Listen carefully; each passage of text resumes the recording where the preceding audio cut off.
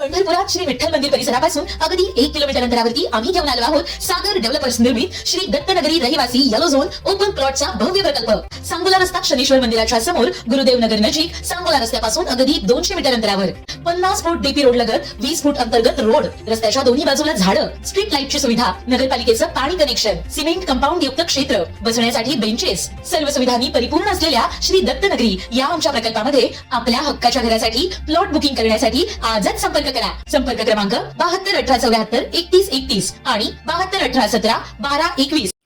E-KYC न केलेल्या राज्यातील लाखो लाडक्या बहिणींना दिलासा देणारी बातमी समोर आली असून राज्य सरकारकडून ई-केवायसीची मुदत वाढवण्यात येणार असल्याचे समोर आले आहे। महायुतीमधील कॅबिनेट मंत्री नरहरी झिरवाळ यांनी राज्यातील लाडक्या बहिणींना ई-केवायसीसाठी मुदतवाढ होणार असल्याचे वक्तव्य केलं। 26 जानेवारी रोजी प्रजासत्ताक दिनाला हिंगोलीमध्ये बोलताना मंत्री झिरवाळ यांनी ई-केवायसीच्या मुदतवाढीवर वक्तव्य केलं। अपात्र महिलांना वगळण्यासाठी राज्य सरकारकडून 31 डिसेंबरपर्यंत ई-केवायसीची मुदत दिली होती, पण मुदत संपल्यानंतरही अनेक महिलांना ई-केवायसी करता आली नाही अथवा त्यामध्ये चुका झाल्या। त्यामुळे अनेक महिलांचा प्रति महिना 1,500 रुपयांचा लाभ बंद झाला।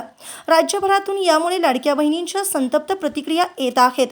धुळे, हिंगोली आणि भंडाऱ्यासारख्या जिल्ह्यात लाडक्या बहिणींनी जिल्हाधिकाऱ्यांच्या कार्यालयावर मोर्चाही काढला होता।